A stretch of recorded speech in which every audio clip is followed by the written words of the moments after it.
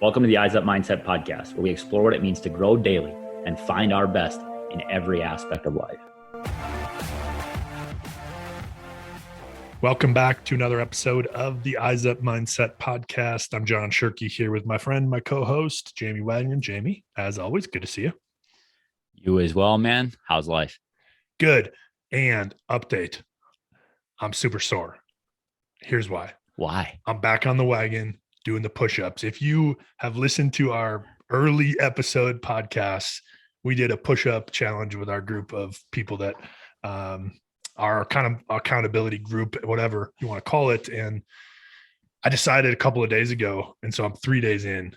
And good reminder for those of you out there, as you're setting goals and getting back into things, make sure it's realistic, because I decided to start at a higher number than I think was probably where I was currently at.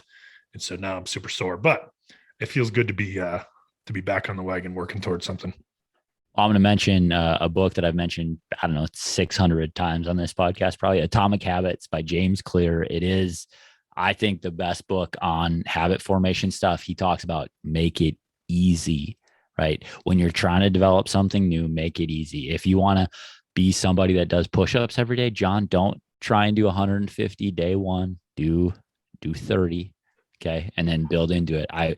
I think about my running experience last summer. In last February 2021, the first day I ran 1.12 miles in like 11 and a half minutes. It was slow. It was painful. It was irritating. I probably went too far. I probably tried to go too fast. Even that is really, really slow, right? By the end of the summer, I'd run a lot more miles than that. I ran a 10-mile run in 8-minute pace or 8:20 pace, ran a 5K in under 21. Like, it happens. It just takes time. It's just like, it's going to go slow to go fast. Right. And what an interesting challenge as we kind of approach the new year here, New Year's resolutions. Like, they're not effective because we think that they have to change everything all at once. A lot of the research right now is telling us that habits take, 86 days on average to codify and to be built into your routine. So that 21-day thing is a cool message. It's just not always accurate. Anyway, that does lead into some of what we were talking about today with our guest today, because he was bringing a lot of like practical things we could implement in our life that might take a little bit of time to get good at. But if we do it, it's going to increase our performance. Who we talked to today, John? Kris Goodman, mental performance coach in the Tampa Bay Rays minor league baseball organization. Cool stuff, man. And we get into a little bit how we got connected. And it's amazing how small the world is when you start to put yourself out there and build relationships. And that's something that we certainly talk about a lot. But yeah, Kris brings the good juice today. There's a lot of very tangible things in it. Some of it we've talked about before and some of it not. And I appreciate his perspective on a lot of those things and how easily attainable they can be if we choose to live intentionally, live eyes up, and do it on purpose. So I'm excited to bring this one to you, Kris Goodman. Here we go. Kris, I had to hit record. Usually this is Jamie's issue because I get mad at him because he starts asking questions and saying stuff that I think should be shared. Anyway, we have, what a small world, man. We were just talking before we hit record. Kris Goodman on the podcast today. It's a pleasure to have you. And the thing I love about doing podcasts and the more we get into the field of mental performance, getting better and self-improvement, all of this stuff that we talk about with our guests, is the world just keeps getting smaller. We got connected because I retweeted something you said on Twitter. And then all of a sudden there's just like all these connections, Cassie Weaver, who was on our podcast. And then it's like, oh, you're from Minnesota. And it turns out you actually know people that we played football with, and your dad worked at Bethel University. What a crazy small world. Welcome to the podcast. Glad to have you. Yeah, thank you so much, John, Jamie. It's good to be part of it. To make it even smaller, I played in Alexandria in the Northwoods League, which you said that you're from that area. We used to play against Wilmer all the time. So pretty familiar with those two areas. Yeah. And then I'm from Mankato, and you were a grad assistant, or Right. I'm from the Mankato area. You're a grad assistant coach at Mankato. Went to school at Apple Valley originally in high school. Right. Like, all of our Minnesota listeners are going, man, we know all of these places. We're ticking off all these things. Now you're working in the Tampa Bay Rays organization. My first question starts there. Tampa Bay has a tremendous capacity to build people in their farm system, that it's constantly like, who's this guy? And he's a dude out of nowhere, first year up, second year up. They just perform at a really high level when they get to the majors. What is it about that organization that has this capacity to say, we're growing people? Is it a teaching thing? Is it a coaching thing? Is it the mental skills thing? From your perspective, what do they do so well to prepare guys to perform at a high level when it comes to the majors, when they first show up? Yeah, great question. And I think it's just so many different things.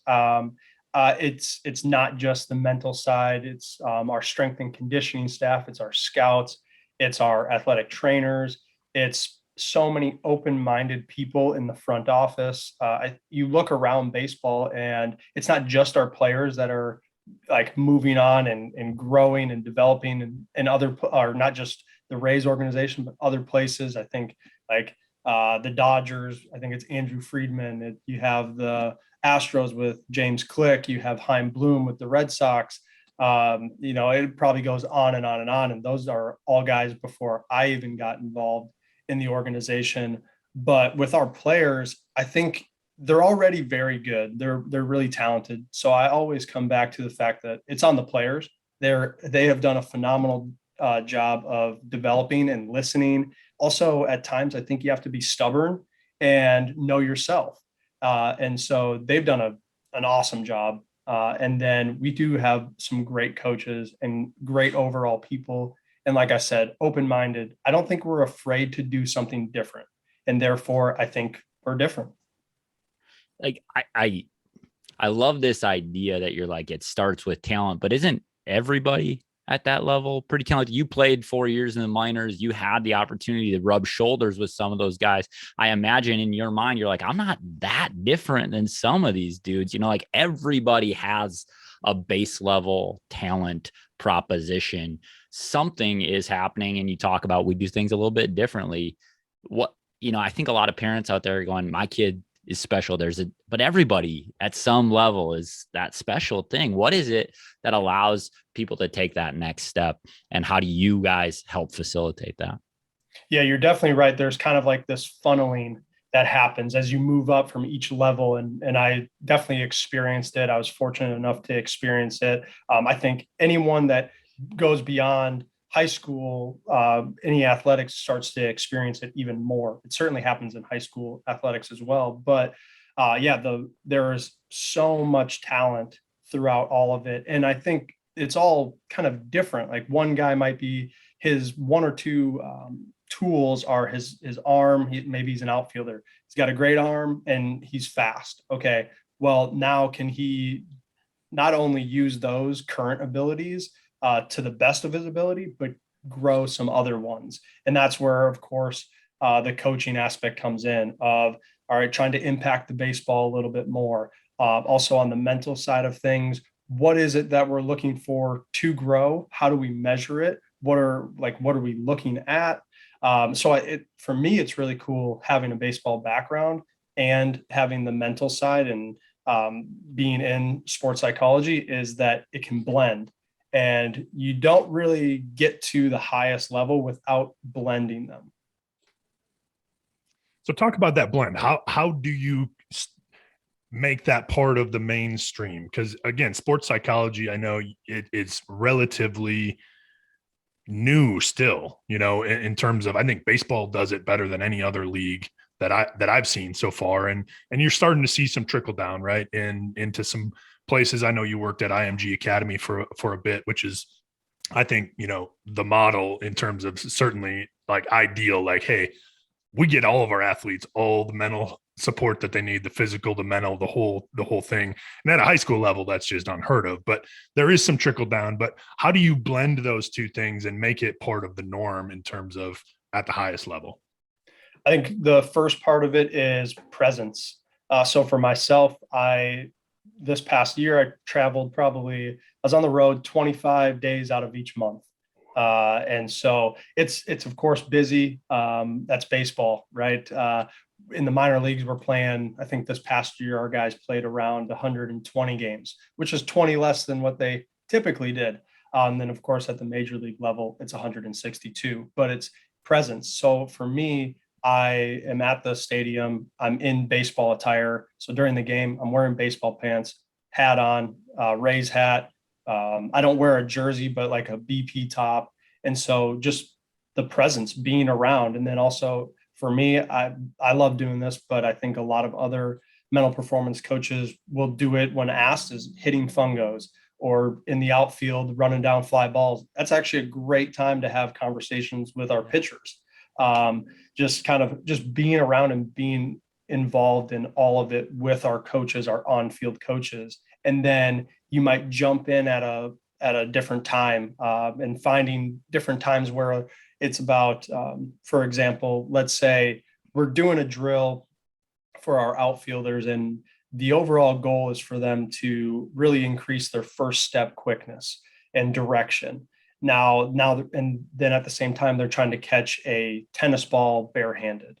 Now that's increasing the difficulty. You got to have soft hands with it. You also have to beat the ball to a spot, which is why the first step is so important. So when guys start to be frustrated with dropping the ball, it might be a great opportunity to say, hey, I get you're frustrated with that, but remember the overall focus of the drill. And that starts up top. It starts with our mindset and our mentality of what we're trying to get out of the drill. First do this, then this will come. Can you speak to how you, I don't know, set the mindset prior to a drill like that? What is some of the language that you're using? Not just because when something bad happens, you want to bring them back to baseline on that, like language even, right? Where do you start? Yeah, you certainly want to be proactive if you can. And so like you said, the language, I think if our overall goal is to the first step quickness in that example, is just being really like upfront with it and saying, hey, the number one thing in this drill is this. The number one thing that we're trying to do in the cage today is this. And just setting our intentions.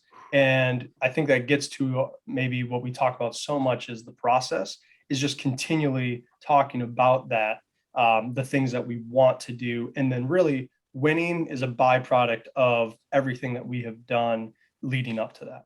Well, and I can't help but hear in your head when you say set the intention. I think of so many coaches, and we may start a season doing that, right? Or we might start a career doing that and say, hey, these are the drills. This is the point. This is what is our intention, right? And as we get 4, 6, 8, 10 weeks into a season, now all of a sudden we show up to do a drill, and there isn't that intention of, hey, the first step is the most important part of this. The hand placement, your eyes, whatever, your mindset, whatever the thing is that you want that intention to be, we lose that because it's like, oh, this is part of our routine. We just go up and we do it. And I think that's such an important part that you just nailed on the head there. I love that you highlighted that, because I think to me, when you were saying that, there are two big things that stuck out to me, is that like there's two sides of mental toughness. And I think so many times we think about like the failure side, handling failure, but what about handling success? Because that's where discipline comes in, and just being willing to do the same thing over and over. Of course, you have to make adjustments along the way, but when we have a blueprint in a sense of success, are we disciplined and committed enough to keep doing it because we know it will give us the best chance at success? And so that's always an awesome part to talk about with players. Well, and I think you hit it kind of in passing, right? A player gets frustrated because they drop the ball. We think about that, like that's this outcome driven mindset, right? I want the outcome to be that I catch the ball, that I make the play, that I, like, again, these really high level talented athletes are going, nothing should stop me from a simple hand-eye coordination process, right? So the outcome should be a given. well, maybe that's not the thing that we're actually focusing on, but that's the thing that gets stuck in our head. And how many times do our athletes, the people that we're working with, and here's my secondary question, our coaches, right? Our coaches and our teachers and our parents, they see the outcome not go the way that they want to, and they forget the bigger picture. My question comes to you in this, and you tweeted it, and I think it's the tweet that John mentioned that got he retweeted it, and everything kind of came together, was parents and coaches need to learn this stuff too. How do we do that? How do we teach and coach these parents? Because you said presence is maybe the most important part of this thing. Well, the parents and the coaches are who's most consistently present, especially at the high school collegiate level, when there isn't a full-time mental skills coach, when there isn't somebody constantly there. What are some of our first steps to go and tell coaches, here's where you can begin this process for these athletes who maybe have never heard it before? Yeah, I think for one, it is similar to what we're doing, this podcast. There are so many different resources out there now that if you go search for it, you're likely to find it. Just like the things that we look for, and whether mentally, we're likely to find. But I think so much for parents and coaches, where you can start for not only yourself, but your athlete or non-athlete, doesn't really matter, because we're all using our minds throughout the day, is start with like intentions, or sometimes I'll say like our standards, our values. And to me, they should be 100% controllable. Basically, how are you going to go about your day, or how are you going to go about this practice? And those go to the all fundamental aspect of the controllables, like our effort, our attitude, our energy, our emotions. Are those things outlined? That's what we want to be able to control. And then I think from there, it kind of goes up to our language, and how are we describing what is going on? What is like an initial thought that comes to play when maybe even like we get up for the day? I used to think about, so I was in Mankato, of course, for my graduate program, and I was pretty close to the just the campus and the office. So I would always walk over, no matter if it was warm or cold, snowing, raining, I was walking over. And I kind of took note of my thoughts when I initially woke up. And of course, it's Minnesota. So I think one of the times when I was, while I was there in the winter, we had a stretch of like negative 50-degree wind chill. And we actually got closed for a week, which is kind of rare. Minnesota tough, not just Minnesota nice, but leading up to that, it was still extremely cold. And I thought when I first woke up, I was like, oh my gosh, I'm dreading this walk. And right there, I was thinking, well, if I have that thought right now, will I also have a similar thought when something else gets tough? And so I think just taking notice, having awareness of our thoughts throughout the day, because I think for our athletes, so many of those thoughts carry over to the competition. And when things get tough, do we revert back to some comfort? And now we're avoiding some of the competition. Maybe that's fear of failure, or it's just flat out uncomfortable. And so I think some of those things, intentions, and then language as well. I love that, Jamie, you're absolutely right. That was the tweet, right, that got me going like, hey, I want to talk to Kris, right? Because we work with athletes and coaches sometimes, and it's like, hey, help my athletes, fix them, give them the tools that they need, right? And it's helpful. It can be beneficial.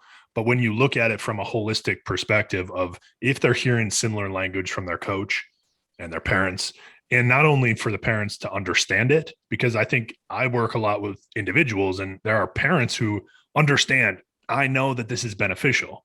I want this for my kid, but they don't always do the work for themselves, right? And when they don't do the work for themselves, it's harder to reinforce it for their kids and support them in that aspect of it too. So I love that, again, you looked at that holistic approach to everybody's got to be doing this, because ultimately you're right.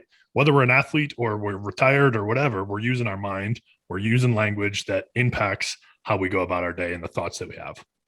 100%. And so much of the, we talk about it sometimes in youth sports more so, because our our professional athletes, our baseball players in the Rays organization aren't really jumping in the car after the game and riding home with mom and dad or guardian, whoever. But that can be a really difficult time for youth athletes, is they just dread the ride home with mom, dad, guardian, is that they know if they mess up on the field, that car ride just got worse, because the overall goal was to just flat out have outcomes, get hits, strike out batters, rather than, I think there's certain times where those things come more into play. Of course, at the professional level, those things come into play even more because it's about performance.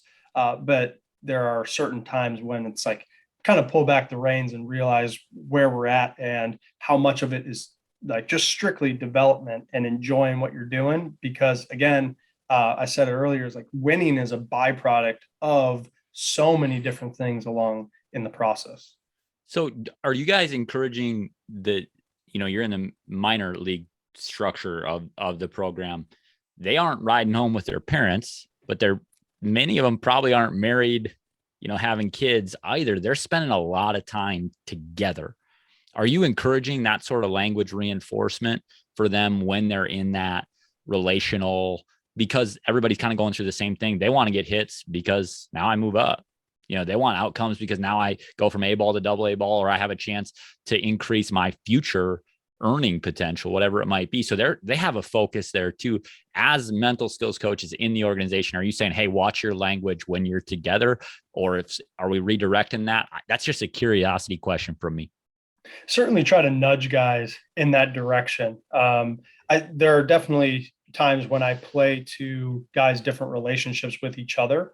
I think pro ball can be very unique in that, and I certainly felt it, is sometimes when you're not very close with another teammate, you're kind of in this weird feeling of, well, we're really in competition, because if you make it to the big leagues, that means I don't make it, or it lessens my chance to make it. But you certainly, and that was actually one of the things that I loved about, and I do love about our organization, is the camaraderie, the closeness of so many of our guys, is that they're all in competition with each other, but like they're best friends, which I think makes a huge difference, a lot like your experience and then how your performance. So talk a little bit about how that culture is fostered, because I think that's a challenge for, no matter what level you're talking about. If we're talking about youth, high school, college, professional, you are essentially in competition with the guy next to you or in your position group or whatever. So how do you guys do that differently in terms of creating that expectation and that culture of, hey, we're going to be friends and we're going to compete like crazy, and at the end of the day, whatever happens, happens? Yeah. I wish I could tell you that this is what we do, the blueprint of how we foster these guys to be great friends. I don't know, but my guess is that, and being around some of them for a good amount of time, is that they're like-minded, and not everyone is like really good friends with each other. Like that just doesn't happen, and it doesn't necessarily have to happen. But some of the guys that I saw, like some of our outfielders who play the same positions, I think they're very like-minded. And so they kind of gravitated towards each other. They're also, they're okay with feedback. So they might give each other a hard time about not running the bases hard, and they don't take it personal. And so I think part of that might come from, that's just who they are right now as a person. But also I think it can come from our coaches and our mental performance department, because we do talk about having a growth mindset and accepting feedback and being accountable. Well, and you said it a little bit earlier. You said what we focus on grows. This is something I've said probably 100 times on the podcast, right? Whatever we focus on grows. It's just the way our brain works. What we let in more of. And right, if we're comfortable receiving feedback, we're going to be comfortable getting a hard time from our buddies, and it doesn't feel like it's competitive. It just feels like you're growing me. It feels like you're pushing me and challenging me. And one of my experiences, I was super fortunate to be super part of a bunch of really great teams, and vulnerable, connected is the secret sauce, right? It is like, it just that is the thing that allows us the freedom to perform at our best. Is there, I don't know, you said you don't have a sense of what it is. Like there's that like-mindedness that you talk about, but are there things that you're encouraging in the mental performance side to say, let's be a little bit vulnerable, maybe not teammate to teammate, but maybe we got to go home and share this stuff with somebody we really care about and that we trust?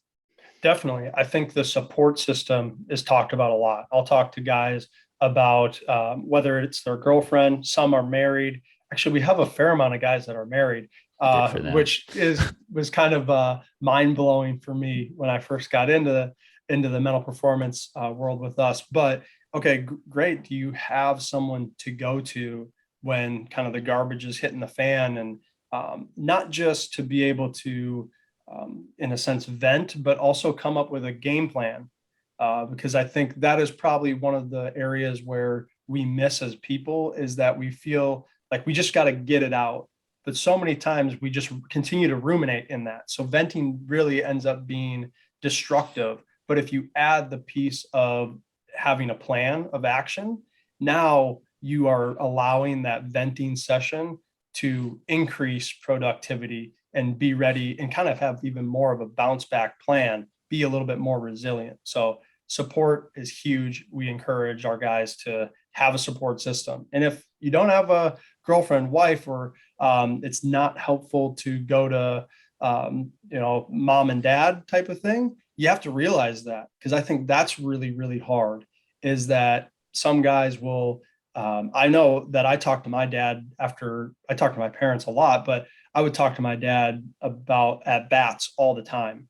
And sometimes it was helpful. Majority of the time it was helpful because he would help me simplify things and kind of get back to the process. And maybe even times he might not necessarily lie, but kind of nudge me along the lines of like, hey, you're okay, like stick with it.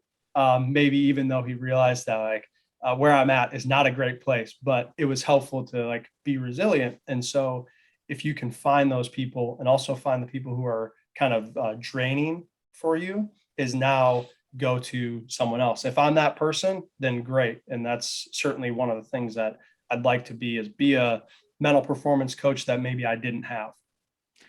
So a real quick story reminded me, you talked about venting, but then with a purpose, right? With an action plan. It is helpful to get some of that out. We got to get stuff off our chest, whatever.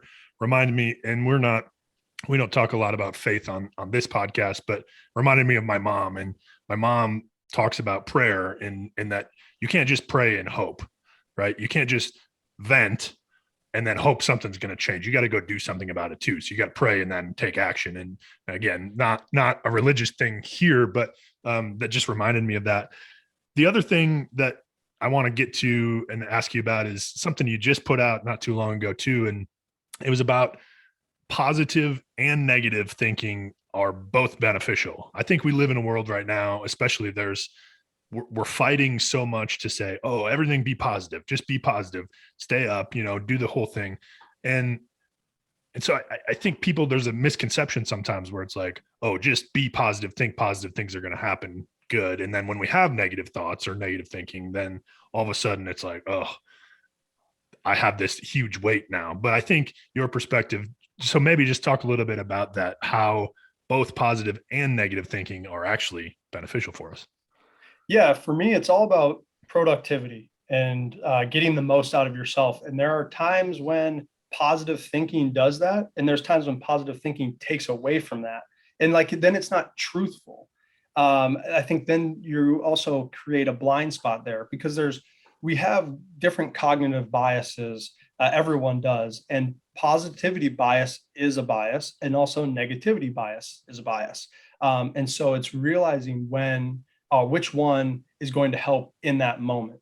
I think at times that, and I think maybe another great way to think about it, the late Trevor Moawad, who has worked with a lot of great athletes, and Russell Wilson, to name one of them, they talk about neutral thinking. And I think it ends up being very like fact focused and process focused. It's not that, hey, we're going to come back, because that's still outcome focused. It's talked about how like there's a lot of game left.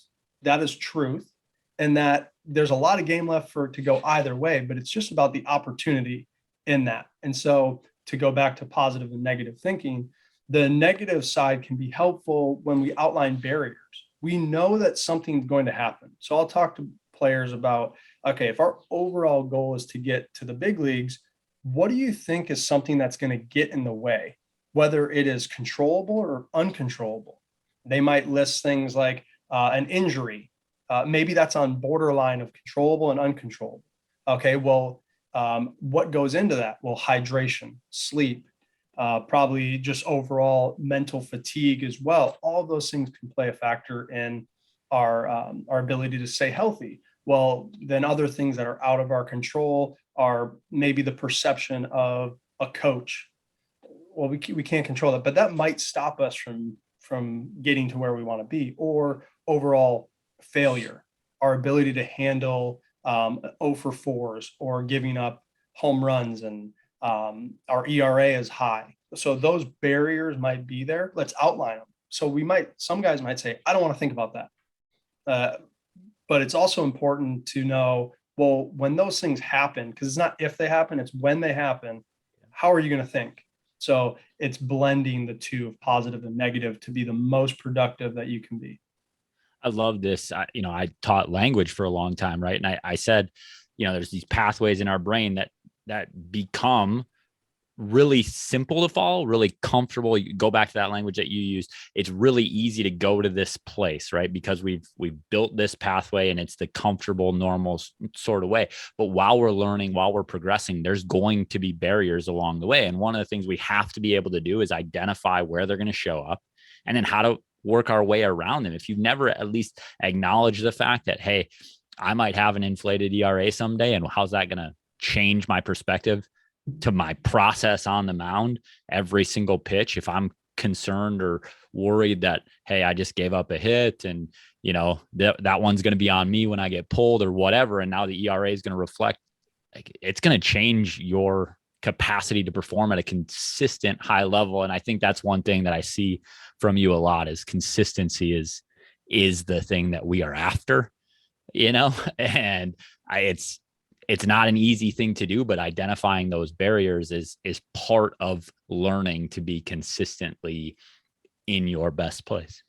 It's a really good point that you made about just when you continually do something, like maybe if you're going back to comfort, and on maybe more of like the neurological side, and I'm not a neuroscientist at all, but when we continually do something, we strengthen that bond. And I believe it's like our myelin sheath like continues to grow, and it becomes easier to do. So I think about that when it comes to our language, our habits, our intentions. When we continually do it, not only is it maybe a little bit more comfortable, but it increasingly becomes comfortable. So that's why growth can be really hard. Just being comfortable, being uncomfortable can be really difficult, because it's just like, one, we don't want to do it. But if we don't do it, our path to maybe being our best kind of is starting to get a little bit further away from us. I think it's such a good point, because I just had a conversation with a coach the other day, and he's like, I know when I'm getting to the point where I'm losing the control in my head, right? And outwardly I'm able to contain it and manage it. But inwardly, I'm going a million miles an hour, and I know that I'm not focused on the things that I need to be focused on. And so he's frustrated, because he's like, he's at the point where he's aware of it. He's like, how do I change it? How do I do it? And it's like exactly what you just said is like, okay, first we got to become aware, and then we have to continually do it over and over and use some skills to change that and to channel that into something that is more productive and helpful for us, right? And the more that we do it, the more comfortable it becomes.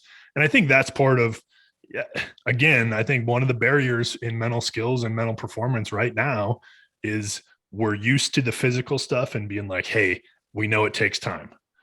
But the mental stuff, we want it to be a quick fix. We want it to work, right? And so I think that's such an important part of just consistency. It gets more comfortable. It gets easier the more we do it.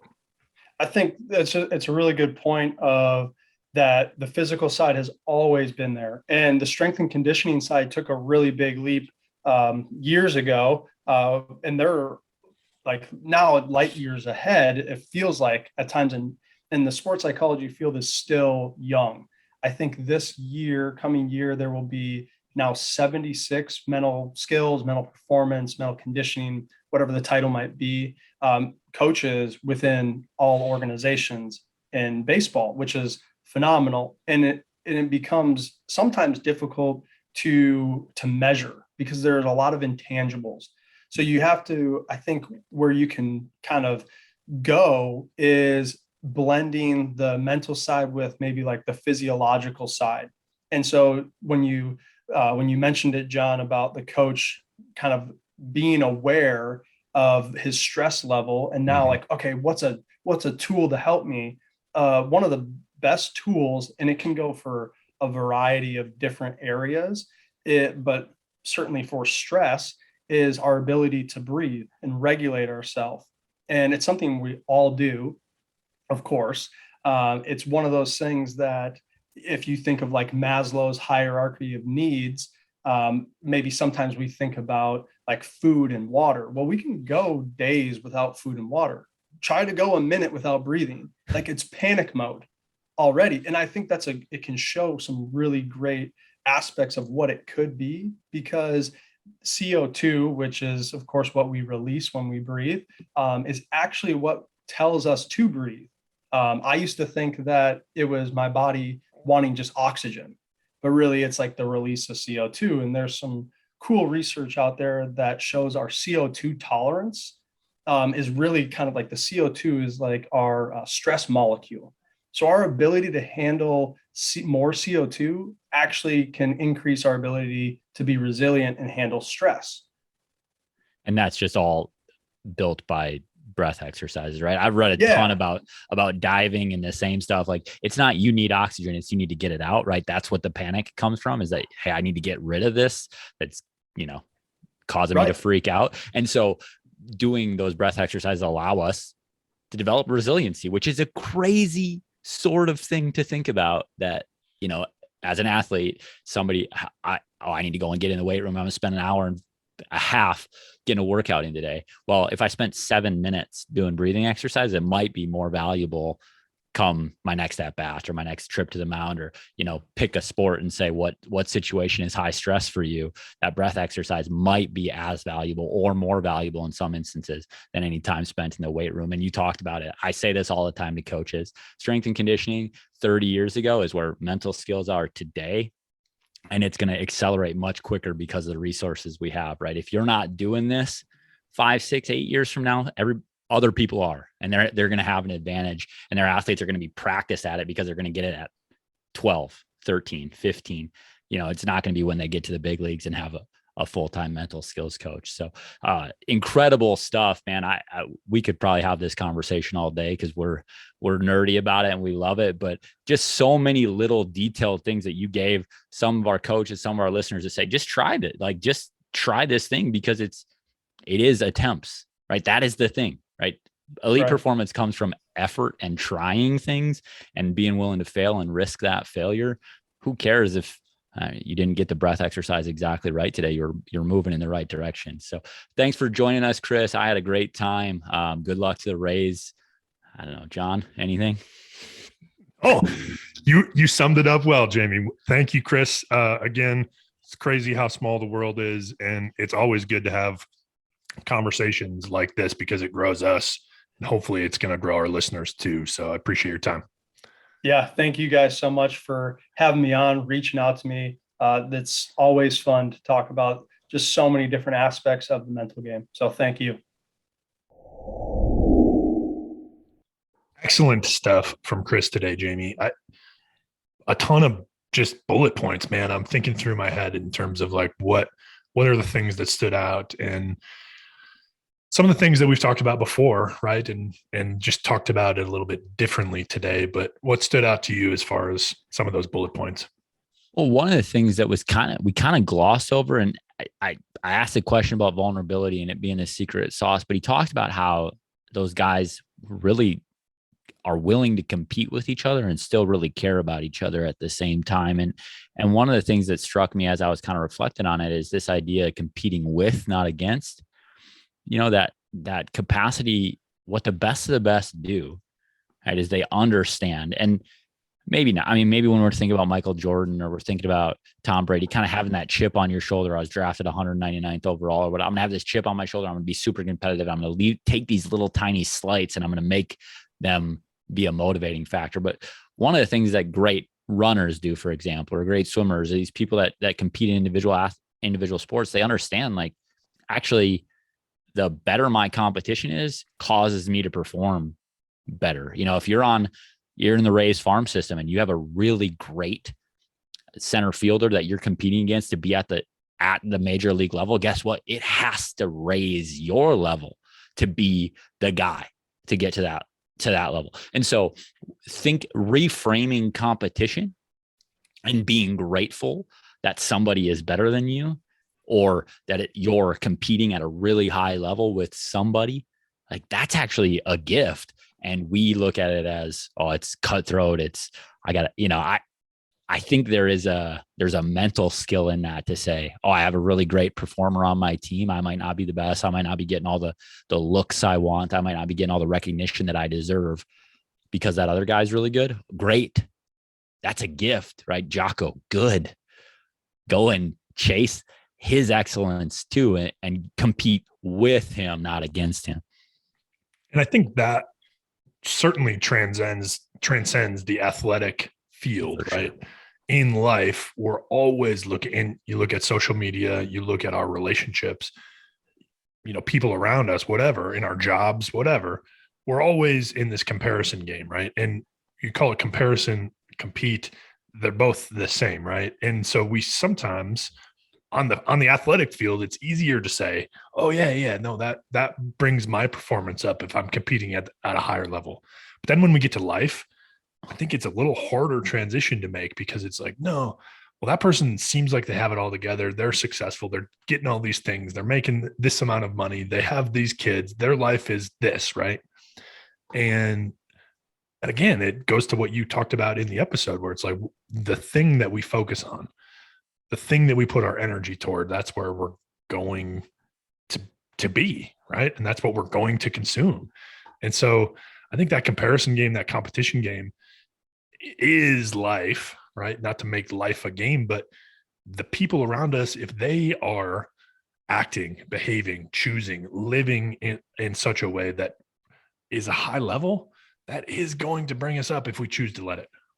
Well, and then it brings in all the other pieces that we talked about with Kris, and that Kris kind of led us towards, we got to get super good at the basics. We got to be really foundationally great at basic skills, right? We have to have great relationships with people. We got to have high standards for ourselves, right? Taking control of our breath when things get stressful. All these little details that he was talking about that are going to make us perform at a higher level, like, they become part of the comparison game, right? In some way, they become part of competing, which it is healthy, right? It is healthy to compare at a small level. It is healthy to compete on a small level, right? It gets unhealthy when we think we have to be competing with, these influencers that have millions of followers and things like that, because we're going to take shortcuts. We're not going to do the basic stuff really well. We're going to take, some liberties to try and juice those numbers, because the numbers and the outcomes are the important part, not the process. And it's such an amazing thing to talk to people in this field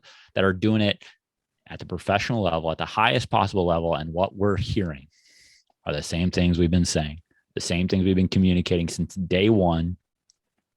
And they're the things that help us perform, things that help us grow and get better.